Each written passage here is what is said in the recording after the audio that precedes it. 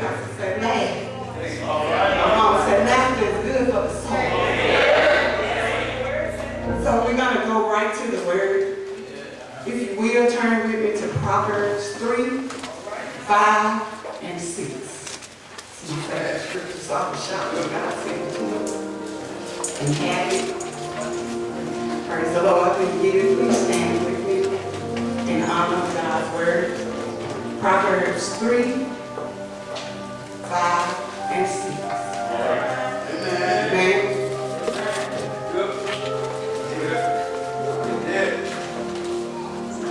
If you got it, say amen. If you need more time, say hold up.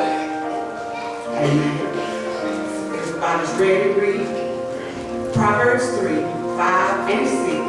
And it reads, trust in the Lord with all thine heart, and lean not unto thy own understanding.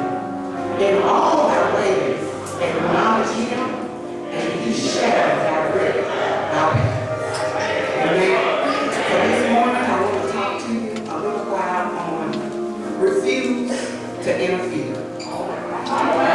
Refuse to interfere. Amen, amen. Because God has specific plans for our lives. We must trust him.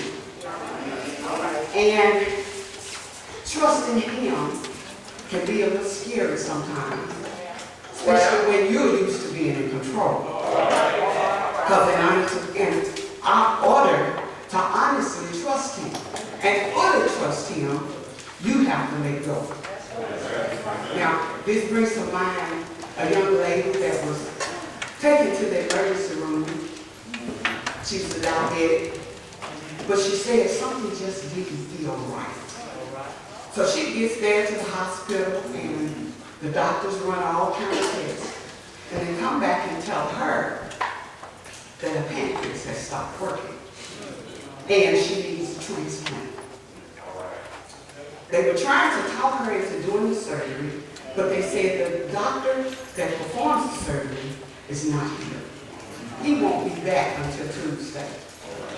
But if you want to go ahead, we'll get something. She said, no, I'll wait. So the prayers started going up.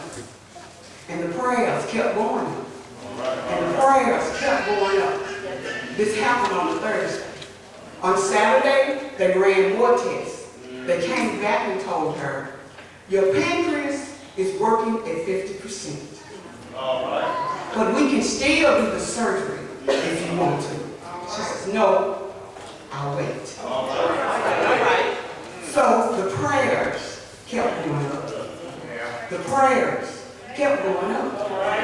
The prayers kept going up. So on Tuesday, when the doctor finally got there, he had the test run again. He came in to her and said, I don't understand why you're in my office. Well, there's nothing wrong with your pancreas. You're wasting my time. So those of us that were praying, you know what we did? Thank you, Jesus.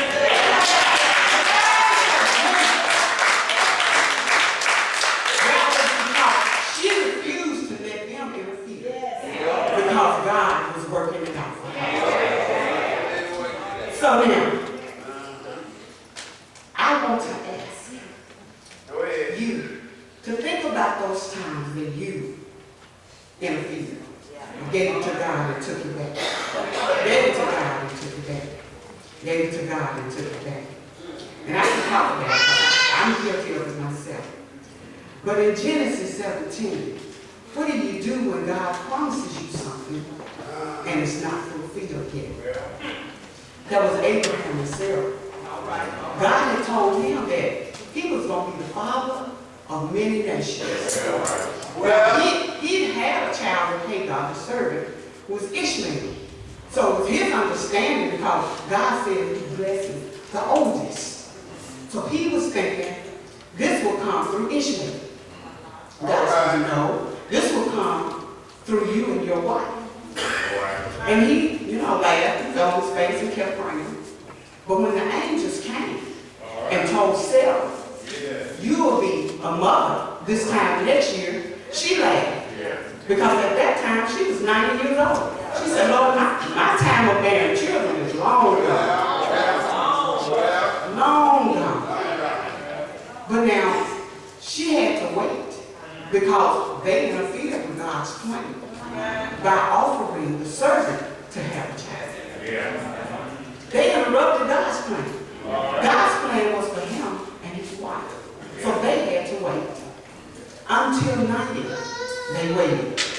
But just like God said, at that age, they did have a child. Then in Genesis 22, what do you do when it looks like God fulfilled his promise, but now you want to take it back? What do you do? God said, I need you to offer Isaac as a sacrificial offering. He didn't say for what, he just said, I need you to offer him. Abraham didn't try to talk God out of it. He didn't tell him God your promise. He didn't say, this is Sarah's only child.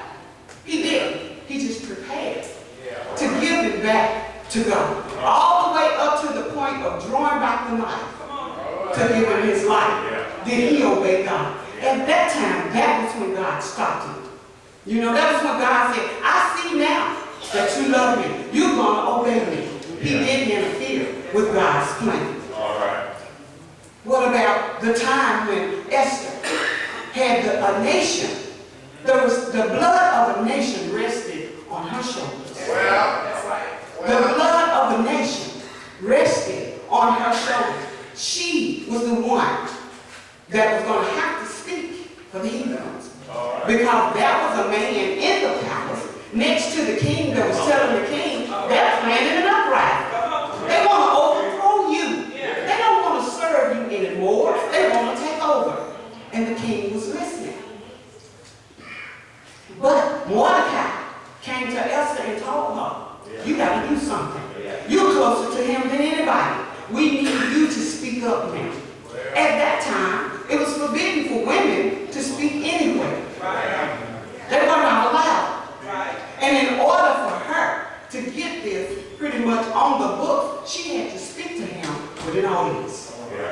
But she told them, fast for 3 days. Tell everybody, fast for 3 days. Because I'm going to need a lot of strength to do this. I'm going to need a lot to talk to the king. Not as his wife, but as a person with a need to be fulfilled. And that's what she did. She came before him. And he told her to speak. She told him she needed to talk to him, but she didn't want to tell him there. She wanted to plan a dinner for him and the man that was raising all of the bad things about the Hebrew. Just them two. She wanted to invite them to dinner. And when they came, she fixed the meal and invited them to another meeting. This was the meeting where she told him what was going on. She told the king, this is going on and this is happening. And they want to wipe out the Hebrews. He wants to know, why are you concerned about the Hebrews? You're in the palace, you're the queen. And that was when she told him, because I am Hebrew. And I don't want my nation killed. That was when the plan that was made for the Hebrews was turned on the person that had the plan. God used her. That was his plan, to save the Hebrew nation. And she was fine with it. She went along. Now, the ultimate thing, what about when the life of the word is on your shoulders? We know that's Jesus Christ. He's the only one that can carry that burden. Because the Lord knew. At that time, man had got so bad. Man was so terrible where God said, I just want to wipe them off the face of the earth and be done. There's no hope for them. They won't obey. They won't do like I tell them to do. They're not following my rules, so just get rid of them. Just get rid of them. And he knew that at the time, the only thing that wiped away sin was a blood offering. How do you offer a blood offering for the entire world? Can we kill that many animals to give for every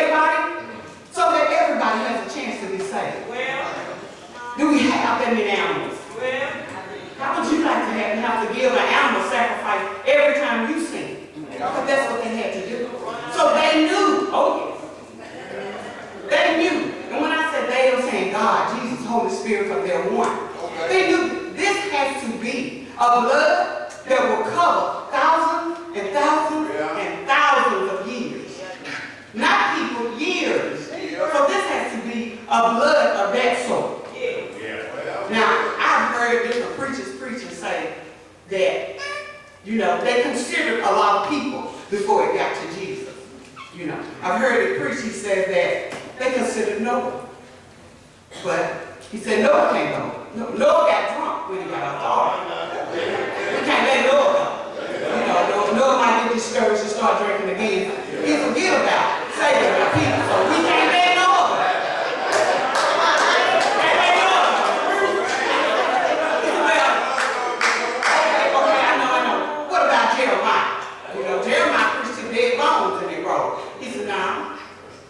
Jeremiah got mad with God and said he wasn't talking about him no more. Jeremiah might get mad and sit down and have a pity party, and then he forget about what he went for. We can't let Jeremiah go.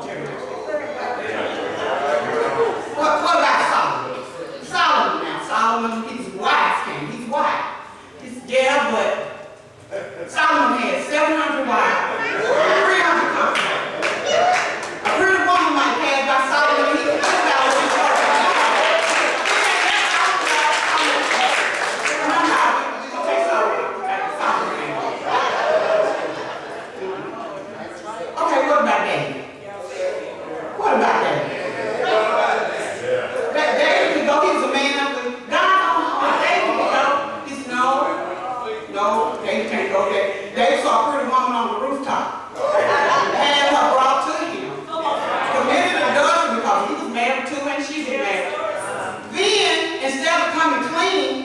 She found out she was with child, he brought her husband from the battle and had her go home, told him, go home and be with your wife,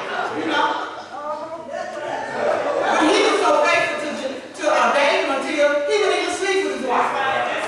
So the couple tried to cover up, still, David sent him back out.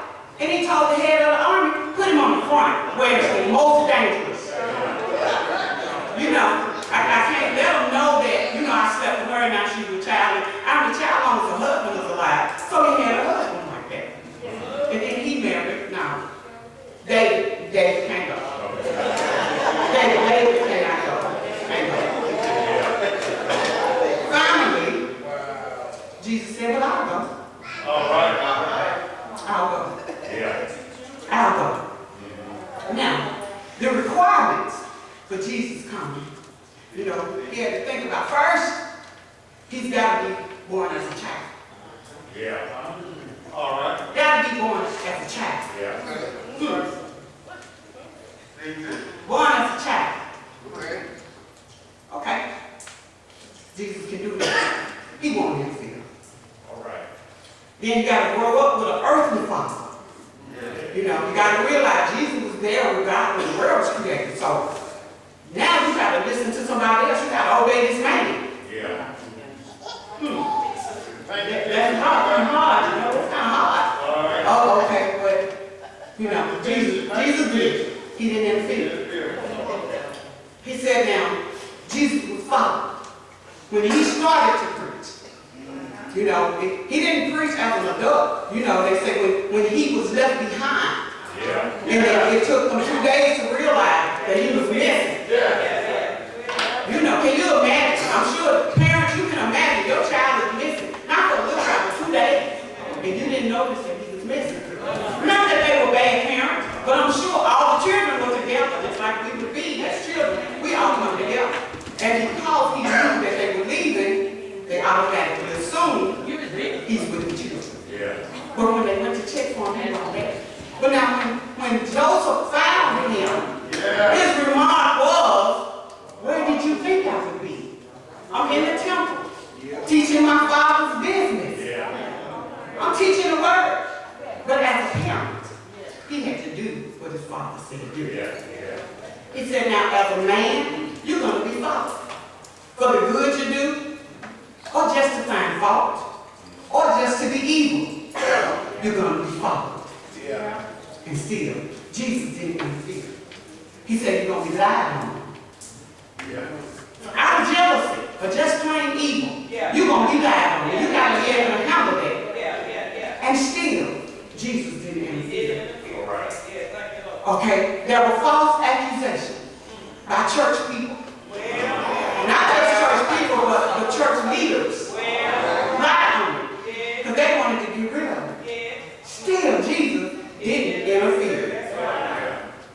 He said, you're going to be denied. Not he said, but it is known. You're going to be denied by your friends. It's okay if the enemy denies. It's okay if the associates say they don't know. But when those that you've been walking and talking, sharing secret with and doing healings for, seeing miracles, they're going to deny you. Not just deny that you're Jesus, but they're going to deny that they even know you. And he dealt with it. He still did not interfere. He was left alone. All alone. He went through that trial by himself. They didn't call any disciples in. They didn't even want to let them inside the gate where they were having the trial. He was left alone. And still, he did not interfere. It is known that he was tried. Like I said, he was at this trial with no lawyer. He didn't have representation. They wouldn't allow anybody to represent him. And still, he didn't interfere. You know, he can't defend himself because he is the Word. So anything he says, it happens. So he had to remember, in order not to interfere, he could not speak. So he can't even defend himself. And still, he didn't interfere. There were witnesses there, but none were for him. And still, he didn't interfere. Now, if we go back to the time coming from the Last Supper up to the cross, this is the order that happened again, according to the research that I have. From 6 to 9, that Thursday night, he and the disciples were in the upper room. That was when he washed their feet and told them, this is the way that you're supposed to serve. At that point, that was when Judas left to betray him. 10 p.m., he and the disciples left the house to go to Gethsemane, to the Garden of Gethsemane. They went so he could pray and prepare for what was coming up, because he knew what had to happen. And he also knew he was going to need extra strength from God above to go through with this. But this is going to be a hard pill to swallow. It's going to be a hard pill. But God, I know. I got to swallow it. I got to go through with this. So from 11 p.m. to 2 a.m., they went to God and prayed. Twice, he came back and told them, pray, stay awake, and pray. He prayed in the garden to the point where sweat ran down like blood. That's a lot of praying. That's a lot of praying. And it was at that time that he realized just how hard this was going to be. And he said, God, this is a bitter cup. Can you take this cup away from me? But not my will, God. Your will be done. It don't matter. God, how hard it is and how much I don't want to take it. I agree to go by your plan, not my will, but your will be done. From 2 a.m. to 5 a.m., he's arrested. And at that time, when they came to arrest him, to show you how powerful his word is, they asked him, are you Jesus of Nazareth? He said, I am. And it knocked them off their feet. It knocked them off their feet. Now, with power like that, I don't know if I could have been in that army to arrest him and just his words knocked me down. I don't know. But they still arrested him. He allowed them to arrest him. Even when Peter pulled out his knife, Peter was going, no, you ain't going, you're not getting my God. No, you're not taking me. He cut off one of their ears. He's ready to fight. They came with swords, Peter had his ready. Yes, that was Peter. Peter, yes. Peter said, even though he was the one denying, he still, up until that time, he had Jesus back. He had him back. And the Lord Jesus told him, he said, no, if you live by the sword, you'll die by the sword. And that's not how I want you to end your life. So we're not going to go like this. We're not going to fight. So put your sword away. And then he turned and healed the man. And they still arrested him. Amazing. Amazing. That's 2 miracles in a row. You've just seen and experienced for yourself, and they still arrested him. Now, he went to trial. During this time, he went to trial. He had the first trial at the previous high priest's house. Then he went from there to the current high priest's house and had another trial. They said he was guilty. Of what? They never did come up with a crime that he committed, but they said he was guilty. And because they were the ones over the church, it was allowed. Now, at this time, during the trial, that's when they were all standing around. And John was there, but Peter was the one that somebody recognized, besides the fire trying to keep him warm. I'm assuming that's what it was. And they said, you know, have somebody walk up to you and the person on trial is destined for death. And you were associated with them. And they said,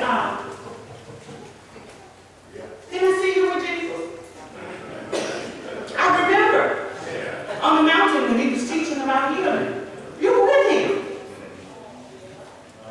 And people said, no. But me. Yeah, that was you that I saw. Another person, I said, you were with him. You got into the boat with him. When he got away from everybody and said he was going away, you got in the boat. Okay, that time people weren't so low, you know. I said that was not me.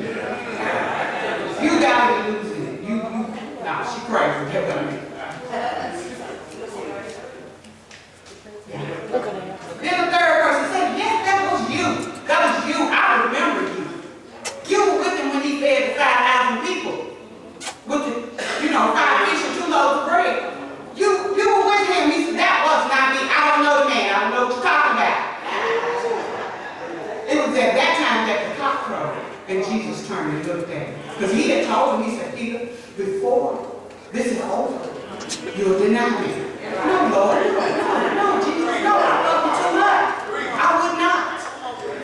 So it's kind of like Jesus looked at him and said, I told you this would happen. I knew it would happen. But still, Jesus didn't interfere. 5 a.m., early daybreak, after the cock crowed, and Jesus turned and looked at him, they took him to Pilate to be judged. Because, we can say he did something wrong, but we can't put him to death. We want that sin to be on somebody else. So they took him to Pilate. Pilate's wife had already told him, don't have anything to do with this just now. You don't want to be over this. So Pilate's trying to find a way to get out of having to judge Jesus. So he thought, he's from Jerusalem, right? Send him to Herod. Then I won't have to do anything. Send him to Herod. Let Herod do it. Herod was glad to meet him because Herod wanted to see him perform a miracle. You're the Jesus that performed all those miracles that you're telling me about, right? So of course, he's over a whole, like a governor over the people. So he's big time. I want to see a miracle. Jesus didn't say anything. Because he remembered one of the qualifications was you can't defend yourself. You can't speak because if you do, like in the Garden of Gethsemane, it will knock them off their feet. And anything you say, he can't say, no, I'm not the Messiah, because then he would not be the Messiah. He's the Word, so he didn't say anything. They mocked him. They put a pretty robe on him. They hit him. They spit on him. They did all kinds of things to make him do something. And still, Jesus said nothing. He did not interfere. So Herod said, well, I can't do anything because he's not saying anything. So he sent him back to Pilate. Pilate figures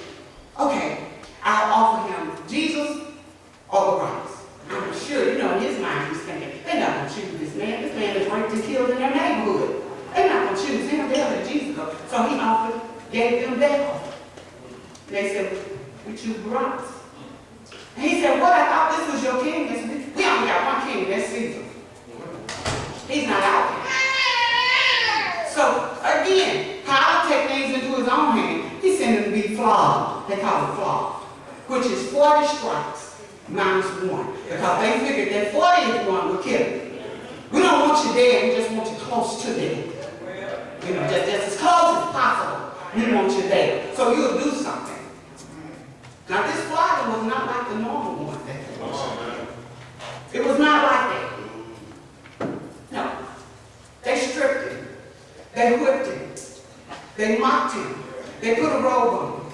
They gave him a crown of thorns, you know, to resemble a king. You want a crown? Here's your crown. A crown of thorns. They gave him a reed plant stalk in his hand. Said a king has a scepter. And then they went about beating and whipping him all over again. Now this is before the flogging. So he's been beat twice already. Before the 39 lashes. The 39 lashes was severe. Very severe. Now, you know, I used to watch the crucifixion every time it come on. And they would have this man with these thorns, you know, and blood running here and there. And he'd have the holes in his hands. And he'd be dusty and dirty. But that's not the way Isaiah described it. Isaiah 52 and 14 says that he was one that was unrecognizable. Unrecognizable. His appearance would astonish you. You would be amazed at what he had become. He was not the man that you were used to seeing. And his body was worse than you've ever seen in mankind. So we know that was a horrible 39 lashes. But now when he came back, Pilate was amazed when he saw him. You know, and he said, he asked him, are you the Son of God like they say you said you were? I'm asking you, don't you know I have the power to set you free? Then Jesus spoke. He said, you don't have the power. You hold no authority over me except that given to you from above. Those who gave you over to me are the ones that are trouble. They committed a greater sin than you ever could. 6 o'clock, sunrise. According to John, he said this is the third time that power has come to the people. And he's still unable to sway them into not killing Jesus. Because he can tell this is an innocent man. This is an honest man. This is a godly man. We shouldn't kill him. But they brought him to him, so he has to do something. At that time, he said, okay, you chose Barabbas. I released Barabbas to you. But what am I supposed to do with Jesus? They said, crucify him. You know, and then he's amazed again. Crucify him for what? Nobody could come up with anything, so they just kept yelling, crucify. Crucify. He's done no wrong. He's done no wrong. And during all of this, not once did Jesus interfere. He had the power. He was able to. We've seen it twice already. He could have gotten out of it, but he didn't. He still allowed them to crucify him. On that crucifixion, he had a crown of thorns. Those because he knew we'd experienced some thoughts that was not of him. He had nails in his hands because he knew we would get ourselves into some trouble with these hands that we may not be able to get ourselves out of. He had nails in his feet because he knew we would walk some roads that were not of him. And we didn't need to be there. Because our path is straight ahead. And a lot of times we get distracted and veer off over there. And he knows I need to be able to get back to where I am. He was pierced in his side because he knows that we would be stabbed in the back or anyway. And we would experience sharp pains that were meant to kill us.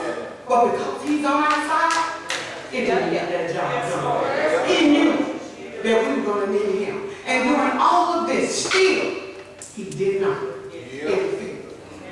Not crucifixion on the cross, which is the most shameful death, they say, that you can have, is on the cross. Now you got to remember that the other two thieves already had their poles in the ground, so they only carried the crossbar. But because Jesus was not on the roster that morning, he had to carry his entire cross. Entire cross. After being beaten 3 times, they still expected him to do that. Well, that was when Cephas. Is it Cephas? You know what I'm saying? No. Okay.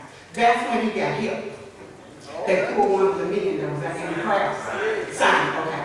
And he said, now, why? You know, can you imagine? Why I got to carry the cross? I'm just passing through. I don't live here. Yeah. But because they're in charge, he still had to carry. He had help. And it got to the point where he was encouraging Jesus, come on. You know, we can do this. Yeah. Which is what Jesus tells us when we get in trouble. We can do this. Yeah. When he sends us on an assignment that we're not sure we're supposed to be on, Jesus is saying, we can do this. Yeah. I'm not going to send you anywhere that's going to hurt you. We can do this. Yeah. We can do this. Yeah. 12 noon. The sun is dark. Okay. The sunniest part of the day and it's dark because God's Son is dying on the cross. Now the whole place, it was dark there. The sun refused to shine. The curtain in the temple split in 2. Now I've read that this signifies that it's the end of the old covenant and the beginning of the new covenant. The old covenant was animal sacrifice for sin. Now Jesus is being sacrificed for our sin. Not for just 1 or 2 of the ones that's there, but for years and years and thousands of years to come. That's how powerful the blood of Jesus is. The tearing of the curtain also revealed the place where the high priest used to be, where no one was allowed to go except the high priest. But because Jesus died and shed his blood for us, we were allowed now to go beyond that veil. He closed the gap between God and man so that when we sin, all we have to do is go before God and just ask, God, I messed up. I'm sorry. I'm sorry. Please forgive me. Please forgive me, God. And you know, God says, okay, but we don't forgive. A lot of times we don't accept the forgiveness. We keep talking about how bad it is, how I messed up, and holding our own self back. That's right. So now, when I ask for forgiveness, I ask God, help me to accept the forgiveness. Show me how to accept the forgiveness so I can keep living and moving for you. 3 p.m., he finally says, my God, why have you forsaken me? And he's asking because he knew God was supposed to be with him, but he didn't feel it at that time. So God, you got to have left me. But God was still there. That's why the sun refused to shine. He said, it's finished. And he died. And I remember the older people at my church saying, he laid his head in the locks of his shoulder and gave up the ghost. And still, he didn't interfere. Now, you just heard the death that Jesus went through. Can you imagine where we would be if he had interfered at any time? At any time, if he had chosen not to obey God. If he in that garden, he said, you know what, God, just cut to Vera. I'm not taking it. I'm not, just let him die. None of us would be here today. But because of the love that God has for us, and because of the sacrifice that Jesus made, and because of the death that he died on the cross, we don't have to go through that anymore. We can remember that it's going to be all right. So when things get hard in your life, remember Jesus beside you. You said, God, I'm not going to interfere. Your will be done, not mine. And at that time, Jesus would take your hand and say, we can do this. We can get through this. When you build a building and the money ain't where it should be, it's hard not to interfere and find some place to get the money from. Call on a friend to borrow until, you know, old folks used to say, rob Peter to pay Paul. We experienced that. It's hard not to interfere. But I have to say, God, I don't see how you're going to do this, but I trust you. I'm not going to interfere. Your will be done, God, not mine. We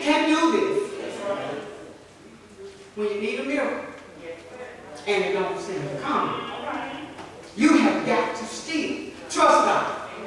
God, it ain't that you can't do it. I know you can do anything. It's not that you couldn't do it. But your will, not mine, be done. We can still do this. When you've given your all and it don't seem like it's enough. When you've done your best and it still don't feel like it was enough. That's when you still refuse to interfere and say, God, your will, not mine. Your will, God, not mine. We can do this. When your friends turn their back on you, when you got something facing you that you don't feel like if you can handle it. I can't do it, I can't do it. When you get bad news and there's no answer, you still got to know not to interfere. And say, God, your will be done. Your will, God, not mine. And a lot of times that's said through tears, you know, and a shaky voice. God, I don't see you, but I trust you. Your will, God, not mine. Your will, God, not mine. Your will, God, not mine. Not mine. Your will, God. My personal one was in a hospital, but I couldn't understand why I was there. Your will, God. And every time a doctor came in and gave me bad news, it was not my will, God, but your will, God. Your will. I don't understand. I can't trace it. But God, I trust you. Your will be done. And the doctor came in and gave me up and said, I was expecting you to be out of here. I thought you were on your way out. He did that. I say, I am on my way out. I'm waiting on him to give me my release papers. Because God's will is going to be done. Not mine. Your will, God. Not mine. I don't see it, God. I can't trace it, but I trust you. And I know you got my back. Your will, God. Not mine. When it came time to get up and move around, and my body was so broken till I couldn't even sit up, I still said, your will, God. Not mine. Your will be done, God. We can do it. We will do it. Together. When I couldn't walk, had to learn how to walk all over again. I still didn't see it, and I didn't understand. But God, your will, God, not mine. Help me to sit on my hands so I don't interfere. We can do this. We can do this. In tears, we can do this. In pain, we can do this, God. I won't interfere. And sometimes we have to encourage ourselves. We have to encourage ourselves. Nobody's there to tell us it's going to be all right. You can do this. You can get through this. God got you. You have to encourage yourself. And my encouragement to me during those times were, Father in heaven,